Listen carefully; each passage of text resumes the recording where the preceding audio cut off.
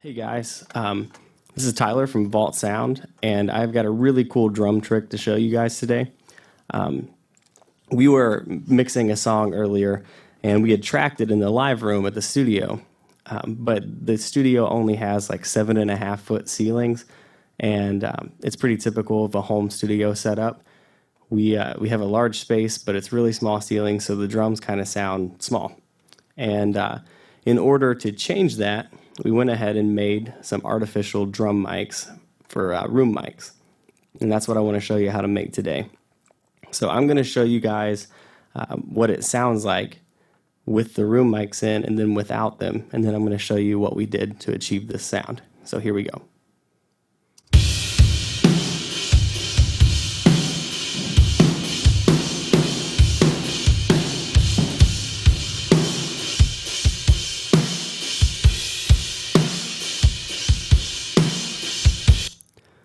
Right? So that's a pretty big difference. Let me show you guys how we did this. So if you open up 4 aux channels, which are these guys right here in the green, you'll go ahead and title them like Drum Studio, and then a small room and a large room, and then you've got a crush channel. So for the large room, I have on the Manny American Signature Series delay from Waves. I love this plugin. He's one of my favorite mixers, and this thing sounds awesome.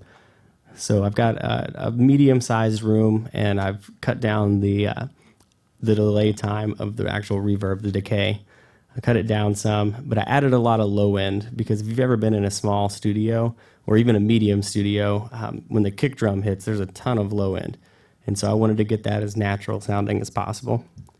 And then for the small room, I have on the Lexicon unit that comes with the Slate bundle. And if you guys don't have the Slate bundle, then you need to get it because it's awesome. But this is, I've got it set on a small room. And the trim plugin is just to get some gain because there's not a whole lot coming into it. Then on the large room, I've got the Slate Lexicon unit again. And I love the sound. It's large wood room. It's my favorite one for drums. I put it on pretty much every mix. So I've got everything drum-wise. I've got the kick, the snare, and the toms, and a little bit of overhead. I've got them all sent to these 3 channels, but I've got them sent pre-fader. So let's listen. If I take out the close mics and just solo out the studio mics, it ends up being a natural sounding room. Here we go.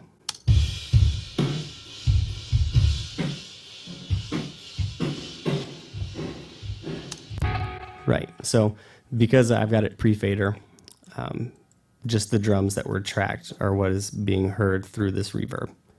So this final little one here, I've got it called Room Crush. I copied the Lexicon unit from the large wood room, and then I stuck the Sans amp that comes with Pro Tools on it and just kind of crushed the heck out of it. And followed that with some more destruction. This little Devil Lock is a super awesome plugin. Sounds great on guitars, on some cool vocals in the background, stuff like that. But I crunched it some more, and then I just EQ'd out a whole lot of top end, and I did a little bit of roll off at 50. And I'll let you hear what that sounds like soloed really fast.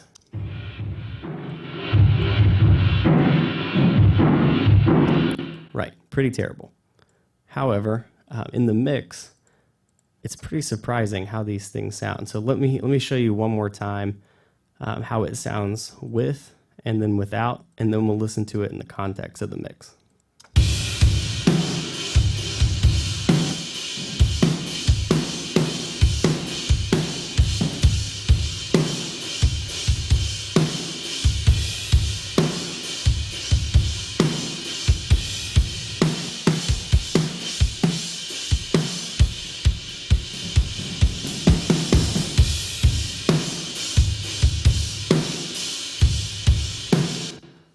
Yeah, so that sounds a whole lot different.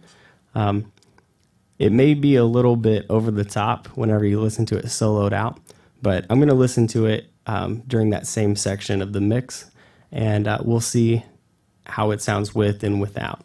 Here we go.